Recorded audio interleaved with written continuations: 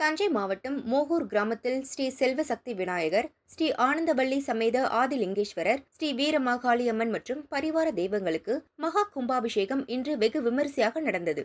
சிவாச்சாரியார்கள் கோபுர கலசத்திற்கு புனித நீர் ஊற்றி கும்பாபிஷேகத்தை நடத்தி வைத்தனர். திரளான பக்தர்கள் கலந்து கொண்டனர். அன்னதானம் வழங்கப்பட்டது.